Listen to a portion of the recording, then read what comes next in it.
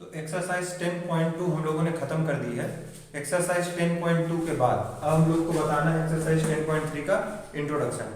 Exercise 10.3 के introduction में सबसे पहला टॉपिक जो है scalar multiplication of A vector. क्या है? Scalar multiplication of A vector. Scalar multiplication of A vector यानी सदिश का अदिश गुणज। सदिश का अदिश गुणज कोई दिन क्या कहेंगे? सदिश का अदिश गुणज। ये कुछ होता नहीं, ये क्या होता है? Dot product of A vector, यानी किसी दो वेक्टर का जब हम डॉट प्रोडक्ट निकालते हैं तो उसी को हम लोग कहते हैं स्केलर मल्टीप्लिकेशन। ठीक है, मान के चलता हूं मैं कि कोई ए और बी एक नॉन जीरो वेक्टर हैं और उनका हमें डॉट प्रोडक्ट निकालना है तो क्या होगा? ठीक है, देखो, let A and B are two non zero vectors and we have to find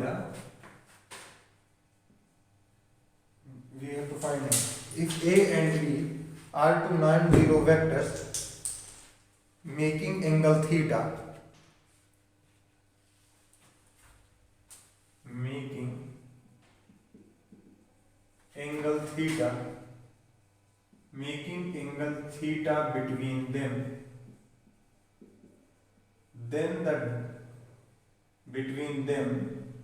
then the dot product of A and B, यानी A और B दो नॉन जीरो वेक्टर्स हैं और उन दोनों के बीच में, जैसे ये एक A वेक्टर, ये एक B वेक्टर, इन दोनों के बीच में जो एंगल बन रहा है वो मैं कह दे रहा हूँ थीटा है।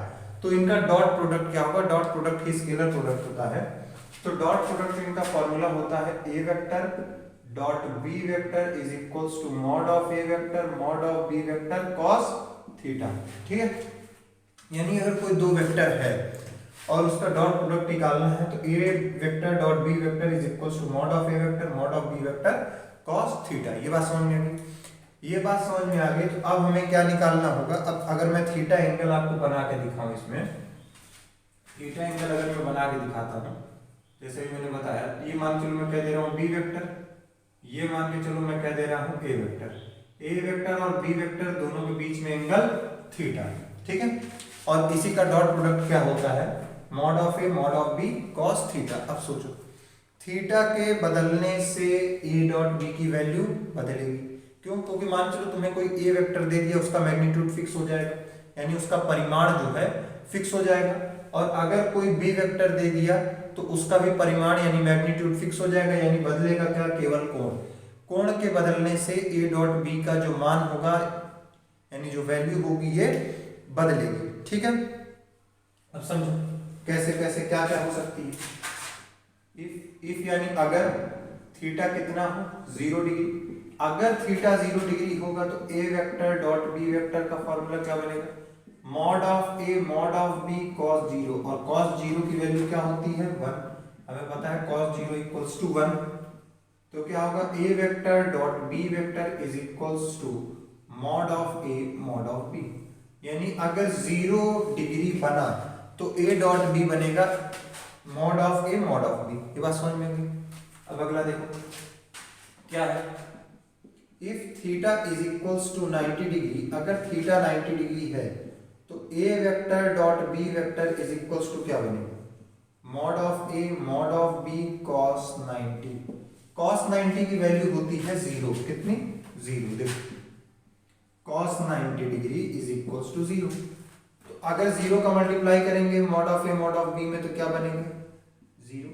तो डॉट प्रोडक्ट हमेशा अगर 90 डिग्री वो दोनों बना रहे हैं तो उसकी वैल्यू हमेशा होती है 0। ठीक है, एक और केस याद रखने की जरूरत है कि अगर थीटा हो पाई, यानी पाई यानी कि 180 डिग्री। देखो, if theta is equals to 180 degree या फिर पाई कह दें, तब A vector dot B vector कितना होगा? A vector dot B vector होगा mod of A mod of B cos pi, और कॉस पाई की वैल्यू क्या होती है? -1। ठीक है, तो यही क्या बनेगा, A vector dot B vector is equals to minus of mod A mod B. ठीक, A vector dot B vector क्या बनेगा, minus of mod A mod B. ठीक है, ये बात समझ में आ गई। अब अगर हमसे कहता है कि थीटा की वैल्यू बताओ, किसकी, थीटा की, थीटा का मान बताओ, तो थीटा का मान क्या होगा, हमें फॉर्मूला पता है, तो यहां से थीटा का मान भी आ जाएगा। देखो देखो बहुत ज्यादा इसमें सोचना नहीं है, सबसे आसान यही है मेरे हिसाब से। जहां डॉट प्रोडक्ट होता है वो आसान ही रहता है ज्यादातर चीजें। ठीक है, देखो ये फॉर्मूला मैंने बताया, तो cos थीटा इक्वल्स टू क्या हो जाएगा, cos theta is equals to A vector dot B vector upon, ये mod of A mod of B चला जाएगा नीचे, तो क्या हो जाएगा, mod of A mod of B. ठीक है, यानी cos थीटा बराबर A vector dot B vector बटे mod of A mod of B. ठीक है, ये बात समझ में। अब अगर इतना समझ में आ गया है cos थीटा की ये वैल्यू, तो अब इसके बाद हमने वैल्यू भी निकाल बता दी। थोड़ा सा अगर और जनरलाइज करूं मैं, थोड़ा सा और जनरलाइज मतलब थोड़ा सा और सॉल्व अगर करने की कोशिश करूं, लेट करो ए वेक्टर तुम्हारे पास क्या है, मान के चलो ए वेक्टर को भी मैं कह देता हूं a1 i cap plus a2 j cap plus a3 k cap, और बी वेक्टर को मैं कह देता हूं b1 i cap plus b2 j cap plus b3 k cap. तब उसके बाद मैं mod of A mod of B भी लिख सकता हूं। ठीक है, वो तो तुम्हें पता है, फॉर्मूला भी यही याद रहेगा हमेशा, लेकिन अगर मैं और जनरलाइज करना चाहूँ तो मैं कर सकता हूँ, इसमें कोई दो राह नहीं है।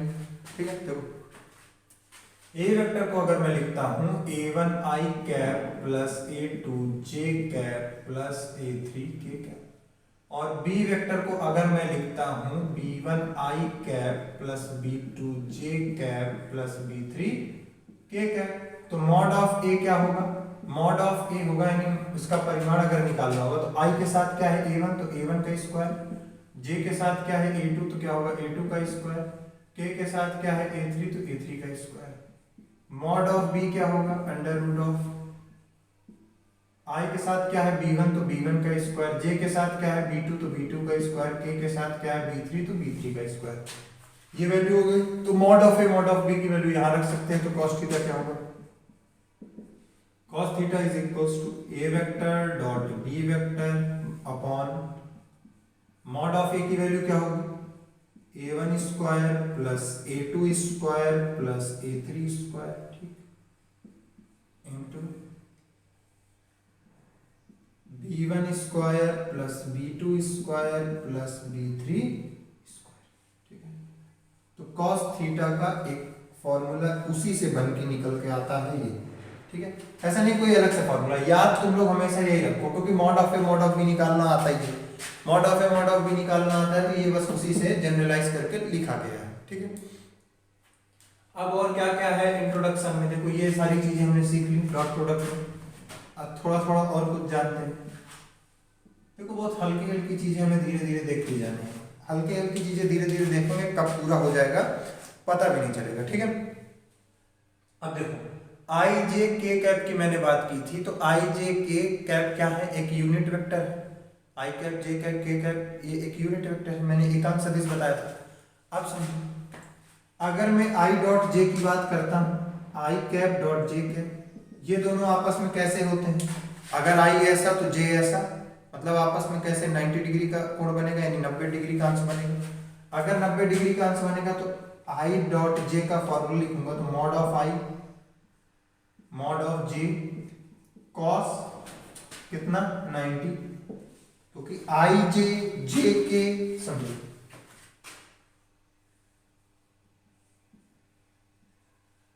X Y Z. ठीक है, इस वाले तरफ आई, इस वाले तरफ जे, इस वाले तरफ के, ये दोनों आपस में 90 डिग्री, ये दोनों आपस में 90 डिग्री, ये दोनों आपस में 90 डिग्री, यानी एक्स वाई आपस में 90 डिग्री, वाई जेड आपस में 90 डिग्री, जेड एक्स आपस में 90 डिग्री, यानी ये सब आपस में 90 डिग्री का कोण बनाएंगे।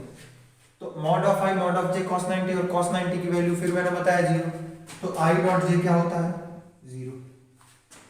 उसी तरह अगर मैं जे कैप डॉट के कैप निकालूं तो ये भी होता है 0, क्योंकि फिर cos 90 बनेगा।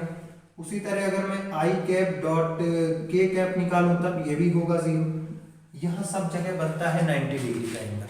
और जहां 90 डिग्री का कोण बना तो आई डॉट जे जैसे निकला है वैसे ही जे डॉट के जीरो आई डॉट के जीरो, ये बात हो गई।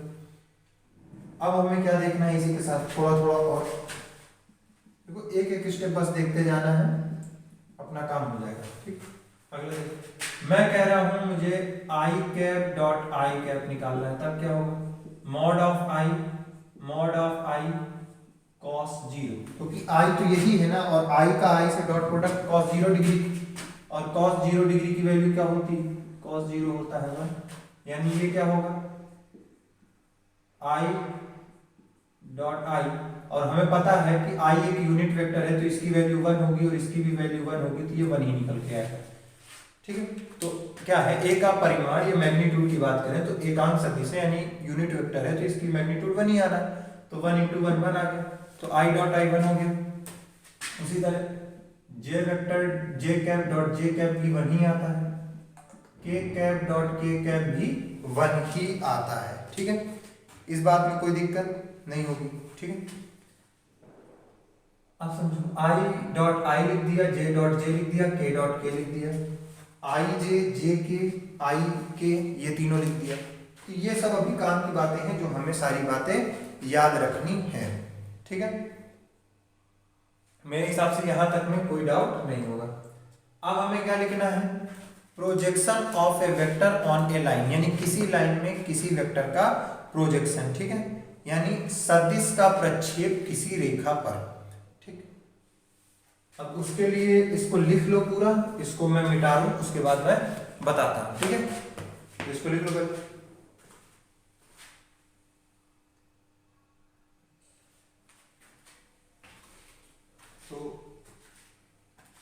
तो इतना लिख लिए हो गए। अब हम लोग को चलना है आगे।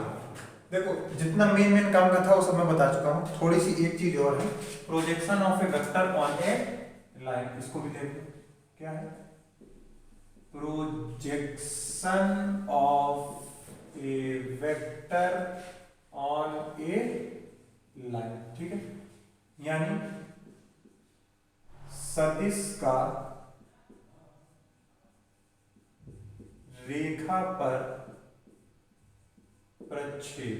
ठीक है, सदिश का रेखा पर प्रक्षेप, इसे देखो सदिश का किसी रेखा पर प्रक्षेप, मान के चलो एक सदिश मैंने बना दिया, यानी एक वेक्टर मैंने बना दिया, ये है वेक्टर ए। ठीक, ये वेक्टर हो गया, ये हमारा वेक्टर बन गया, और इसको मैंने कहा ए वेक्टर। एक लाइन मैंने बना दी ये, ठीक है, एक लाइन मैंने बना दी नीचे ये।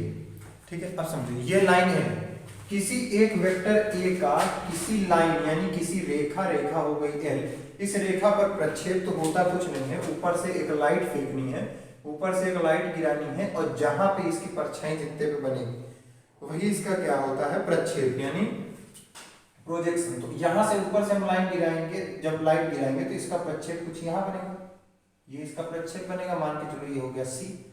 तो ए पॉइंट से सी पॉइंट तक मैं इसे कह दे रहा हूं ये है बी वेक्टर। ठीक, क्या है, ए बी एक वेक्टर था, ये एक लाइन है, इसका ऊपर से लाइट गिरा है तो इसका प्रोजेक्शन इस लाइन में बना, इस लाइन में जब प्रोजेक्शन बना तो ये यहाँ प्रोजेक्शन बना एट पॉइंट सी, तो ए सी इसका प्रोजेक्शन है, यानी ए सी इसका प्रक्षेप है, और ए बी ये वेक्टर था जिसको ए वेक्टर कहा, और इसके जो प्रक्षेप है यानी इसका जो प्रोजेक्शन है उसको मैंने बी वेक्टर कहा। बस इतनी सी बात है।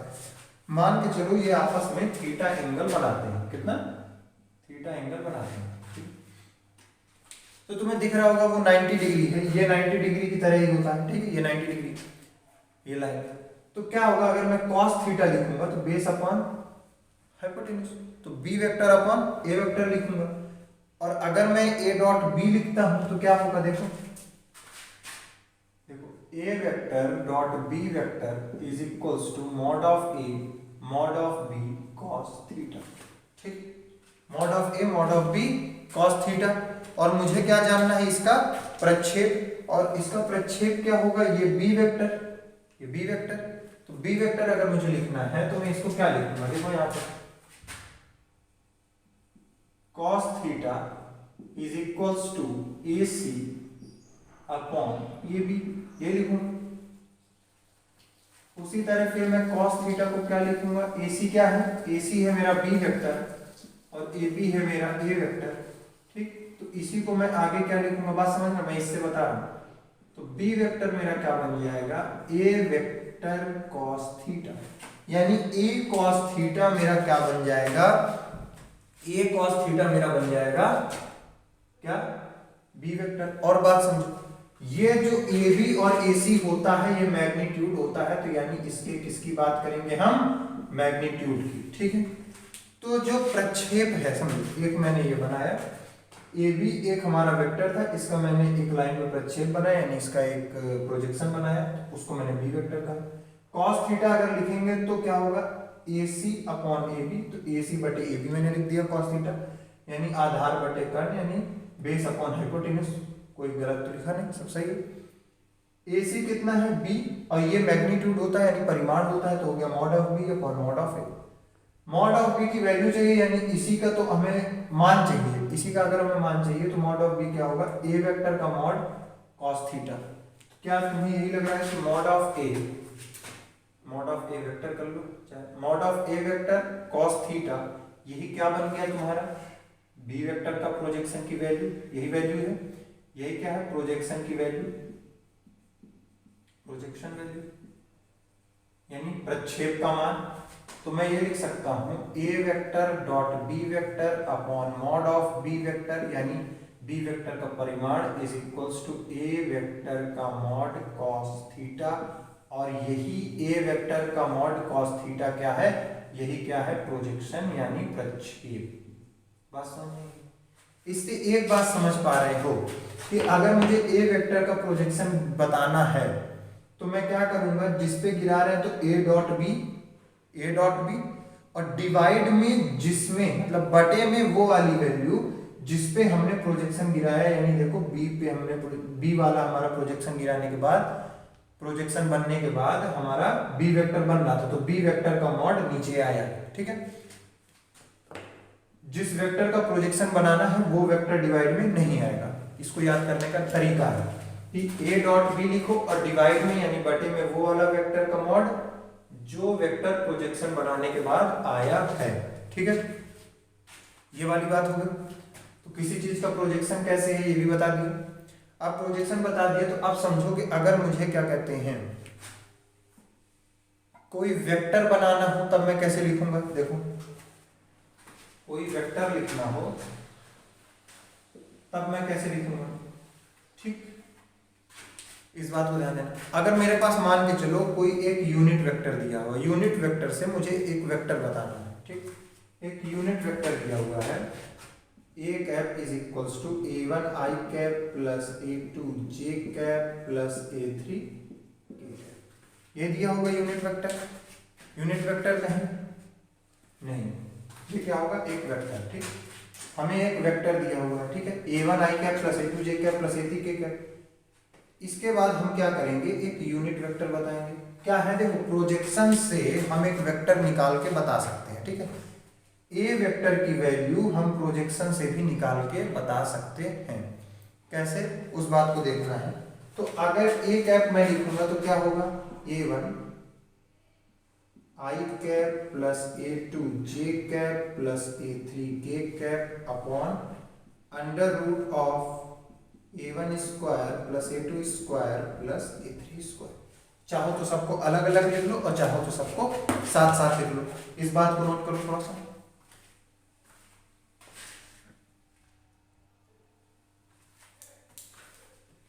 हाँ, तो इतना लिखे, इतना लिखने के बाद देखो क्या है कि ये जो मैंने लिखा एक ए वेक्टर है, इससे मैंने क्या लिखा, एक यूनिट वेक्टर। मैं ये बता रहा हूं कि हम किसी वेक्टर को कैसे निकाल सकते हैं। यही ये पूरा जो नीचे वाला टर्म है इसी को मैं मॉड ऑफ ए कहता हूँ, मॉड ऑफ ए वेक्टर, यानी ए वेक्टर का परिमाण। तो इसको मैं ये कह सकता हूँ A cap is equals to a1 upon mod of A vector I cap plus a2 upon यानी a2 बटे mod of A vector J cap plus a3 upon mod of A vector का k कैप। ये बात समझ में आई। यही क्या जो ये वाला हिस्सा था ये कॉस अल्फा था, एक्स एक्सिस के साथ एंगल बनाने वाला। कॉस अल्फा क्या, a1 upon mod of A vector. अगला ये वाला हिस्सा क्या, कॉस बीटा था, पिछली एक्सरसाइज में लगाए a2 upon mod of A vector. उसी तरह तीसरा वाला हिस्सा क्या, कॉस गामा था, cos गामा क्या है A3 upon mod of A vector, ठीक है। तो इस बात से समझ में आ रहा होगा कि ये जो तुम्हारा यूनिट वेक्टर बना है ये इस तरह से चीजों से मिलकर बना है। तो अगर मुझे एक वेक्टर लिखना है, ठीक है, यूनिट वेक्टर मुझे दिया हुआ है और उससे मुझे एक वेक्टर बताना है, तो ए वेक्टर की वैल्यू क्या होती है, कैसे निकलता है, A vector is equals to mod of A vector